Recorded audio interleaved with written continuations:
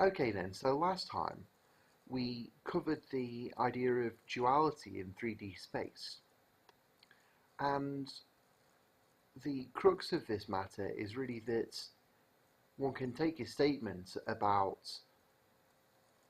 the meet and join of elements in 3D space, and by interchanging the word join and the word meet, the word point and the word plane, the word space and the word nothing, and the phrase contained in with the phrase containing, one can go from one true statement about 3D space to another kind of dual statement, which talks about other objects and elements in 3D space, but will also be true, and is kind of logically equivalent to the first statement.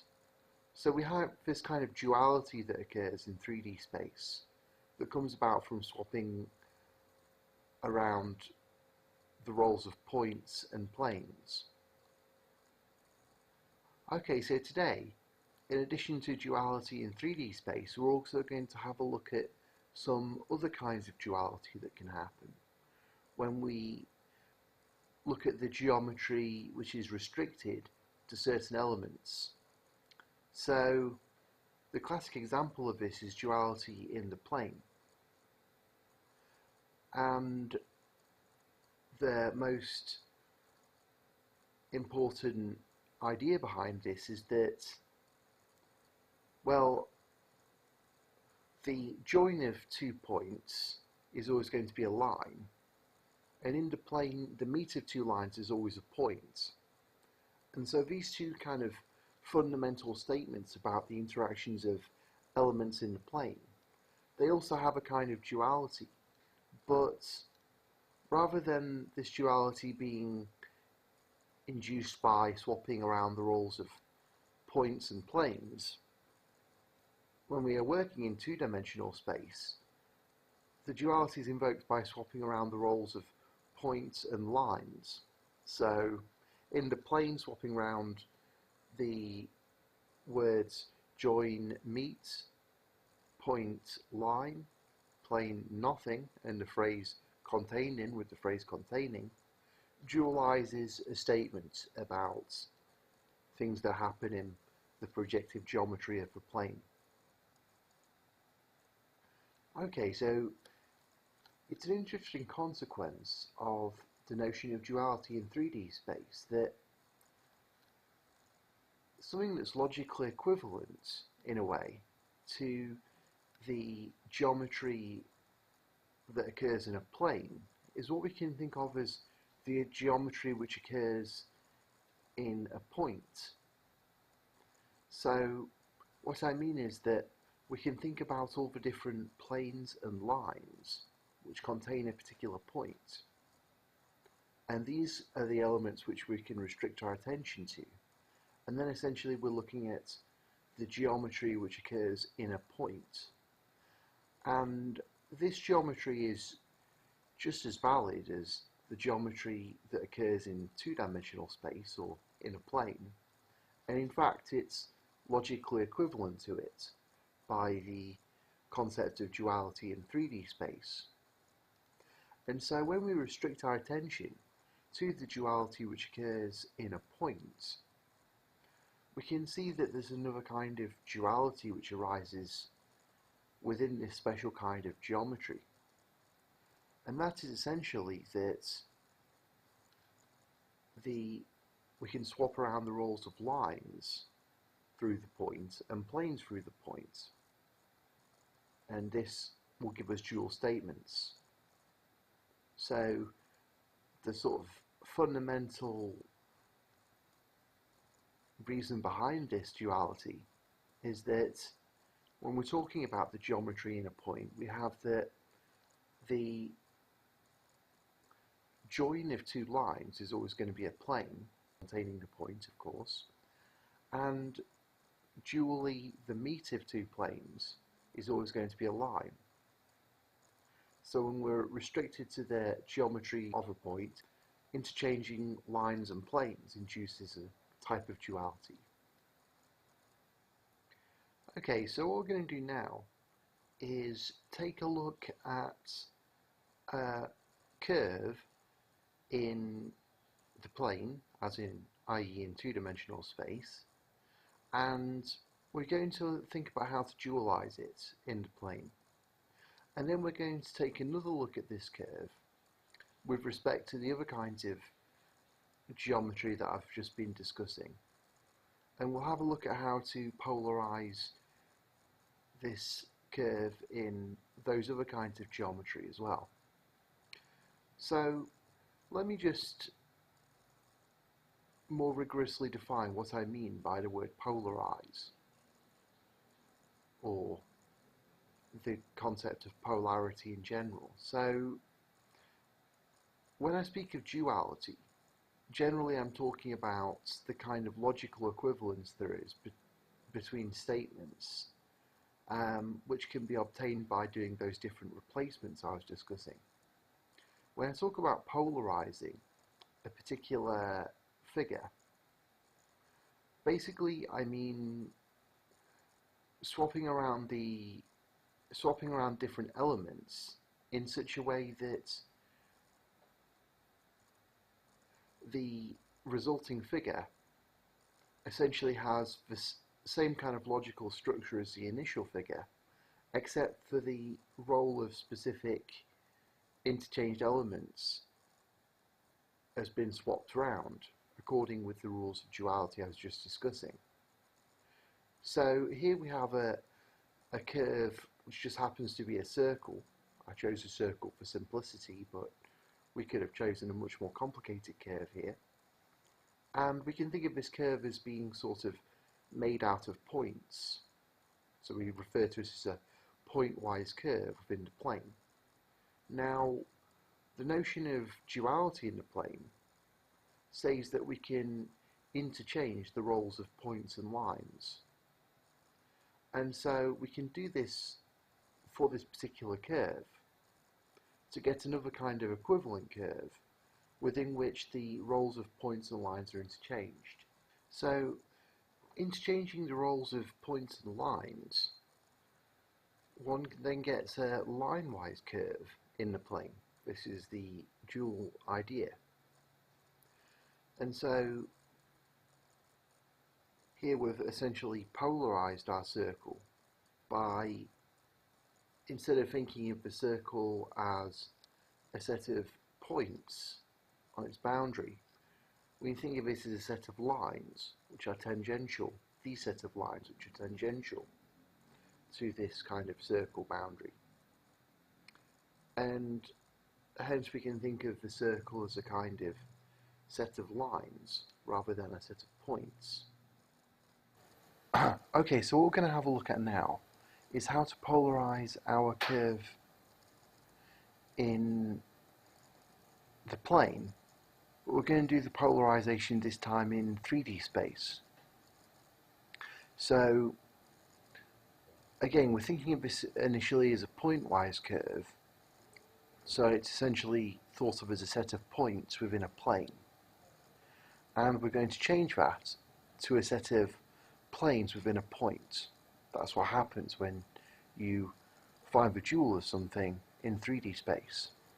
Okay, so what we had before was a set of magenta points in a cerulean blue plane. And when we do this dualization in 3D space, what we then get is a set of magenta planes for a cerulean blue point. And since our original curve was a circle, our final curve is actually going to be essentially what we can think of as a cone of planes through our point. So I'll show this by animation, by generating each of these planes successively. Essentially, you can think of this plane as being tangential to our cone and passing through our points, and we can then think of the set of all such planes.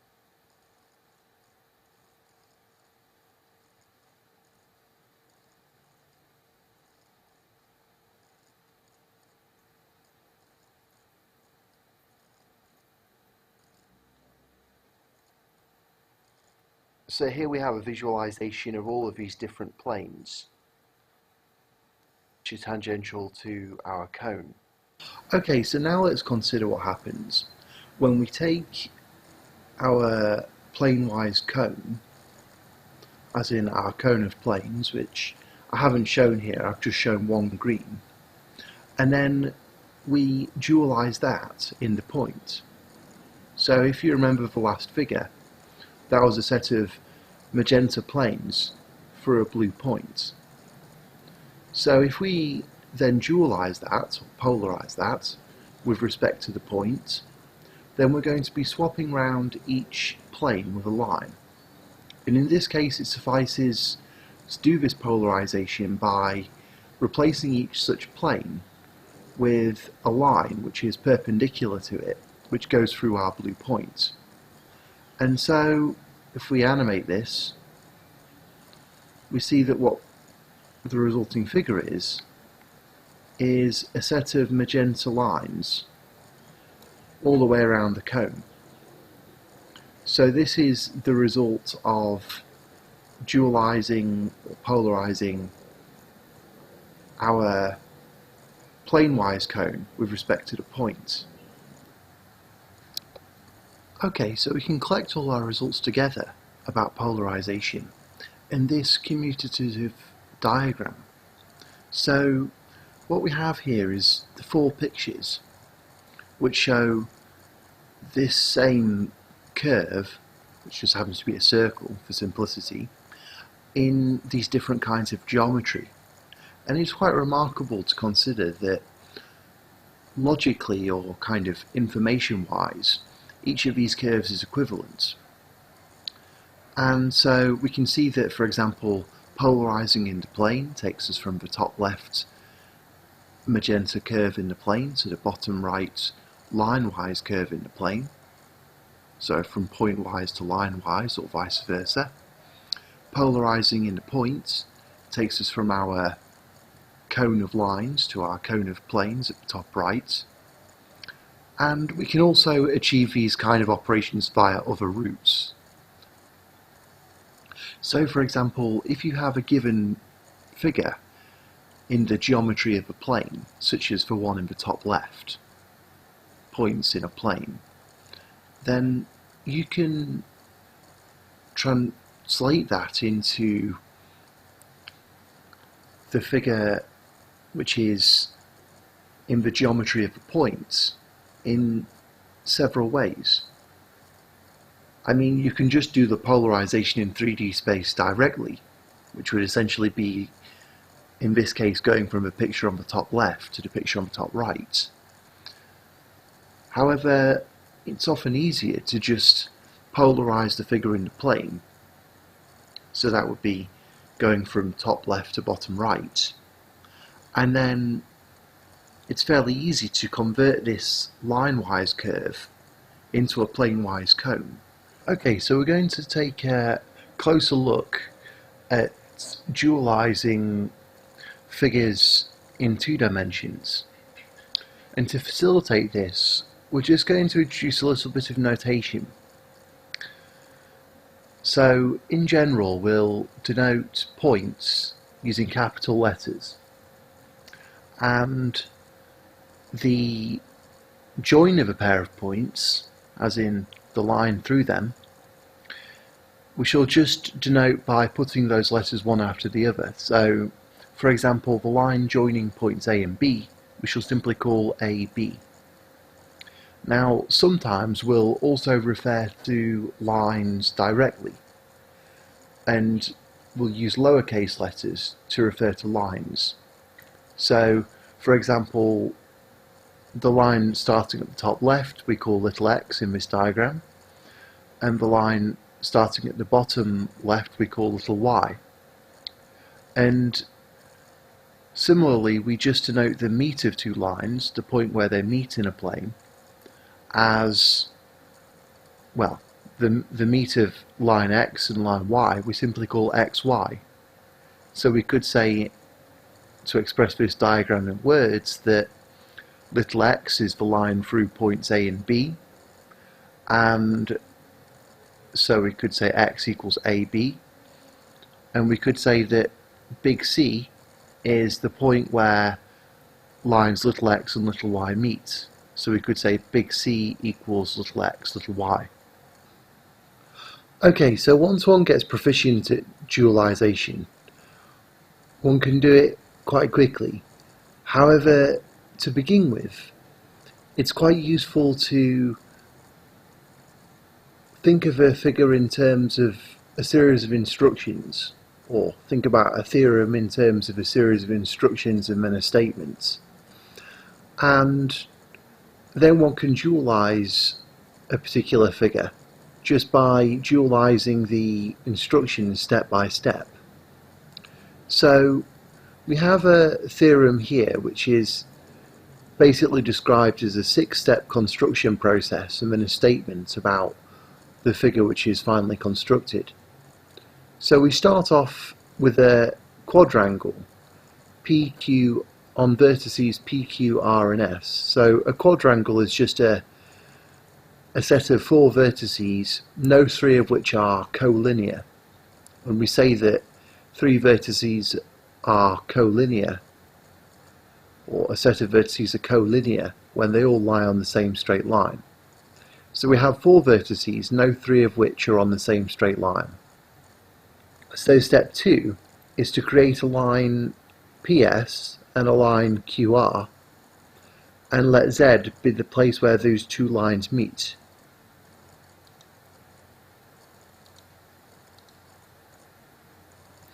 Now the next step is to just draw a point on the line which goes through vertices P and R, and we'll call that point X. Step 4, let Y be a point on QS.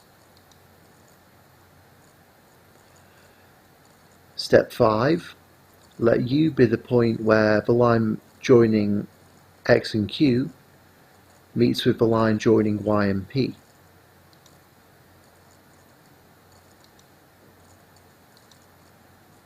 Step 6, let V equal XS YR. And now our statement is that these 3 points, U, V and Z, are collinear. In other words, they all lie on the same line. And we see in this case this result holds true. So now what we're going to do is dualize this result. So we're going to start off by working kind of verbally by dualizing this construction description, and then we're going to draw out the results. Okay then, so now I'm going to discuss the dual version of this construction. So just before I get into the details, let me just give a couple of definitions. We're going to be talking about things with respect to lines now, and we say that 3 or more lines are concurrent when they all meet at the same point. And also, the kind of dual idea of a quadrangle is something called a quadrilateral. A quadrilateral consists of 4 lines, no 3 of which are concurrent. So our construction begins with a quadrilateral on lines P, Q, R and S. And all the letters I'll discuss are lowercase now because we're talking about lines. And you should notice that the instructions to create this construction are exactly dual with respect to the plane to the instructions that were used to create the pointwise version of this we just discussed. Okay, so step 2 then is to create a line Z which passes through the point where lines P and S meet and the point at which Q and R meet.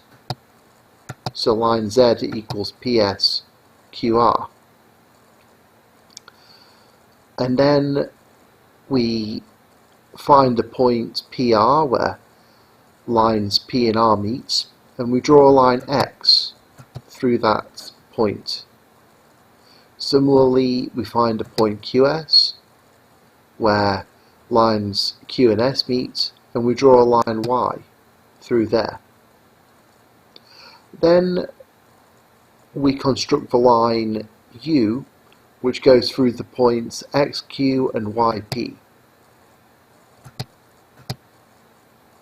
And we construct the line V, passing through the points XS and YR. And our claim here is that these lines U, V and Z are concurrent. And we can see that this is so.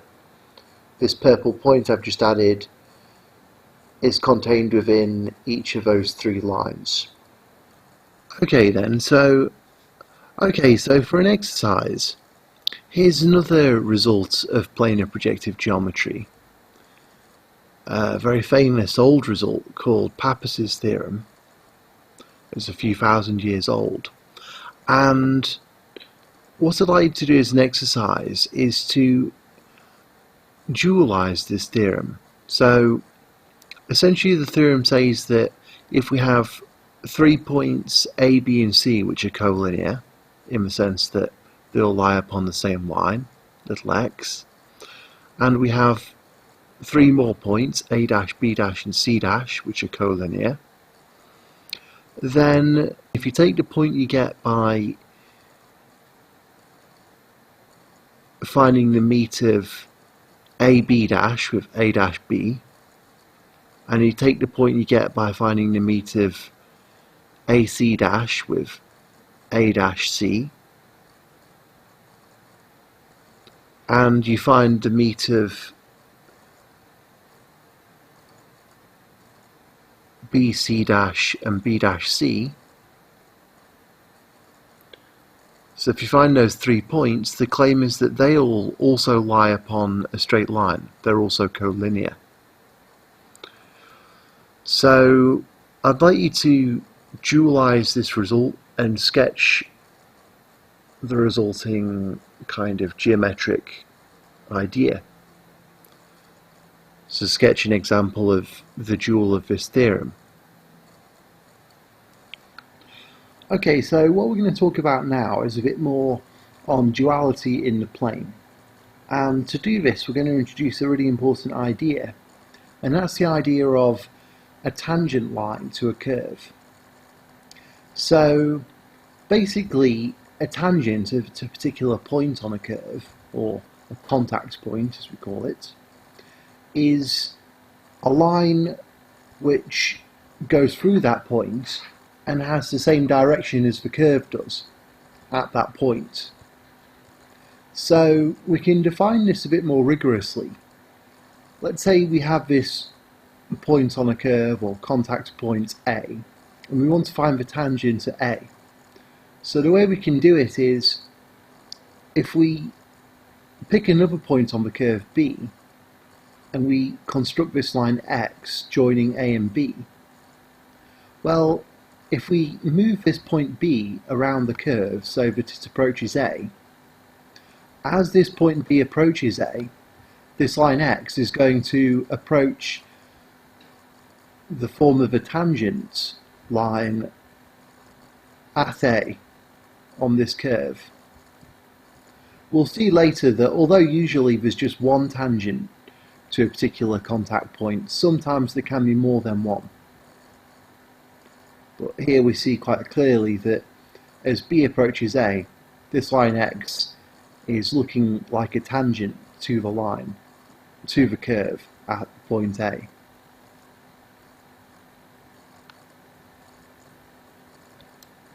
So what I'm going to do next is to dualize this idea.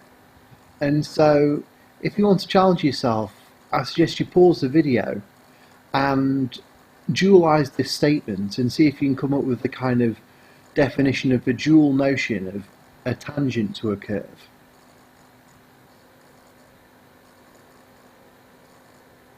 Okay, so just by dualizing our old description, we can see that to find this contact point x, if we make another tangent line B and then we change it, if we make another tangent line B and then we change that line so that it approaches the line A, as these two lines approach one another, both of these tangent lines become close to identical. This meeting point of the two lines, x, will approach the form of a contact point on the curve, which lies upon this tangent line A. Okay, so now we're going to talk about some special features of curves and how these are related to duality. So one feature we might encounter is something called a cusp within a curve. And this is characterized by the way that a point, which is moving along the curve, will sort of slide in one direction and then will abruptly change direction.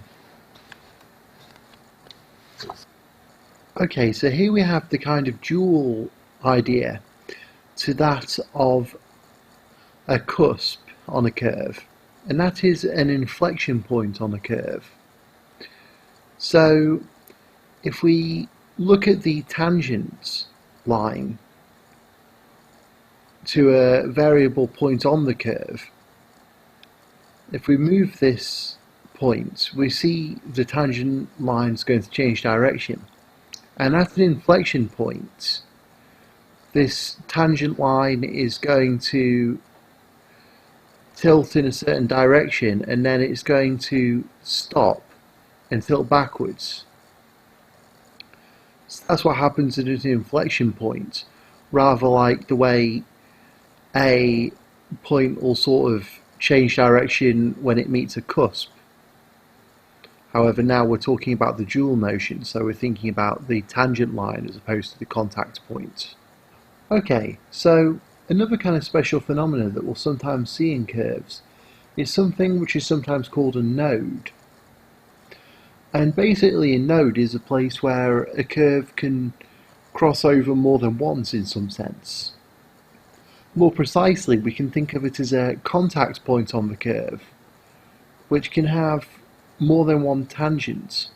So you see this curve known as the Theorem of Descartes.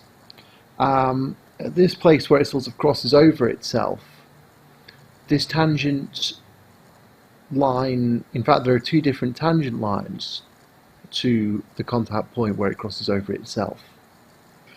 Okay, so the kind of dual idea to that of a node is where you can have a tangent line that can be associated with more than one point of contact.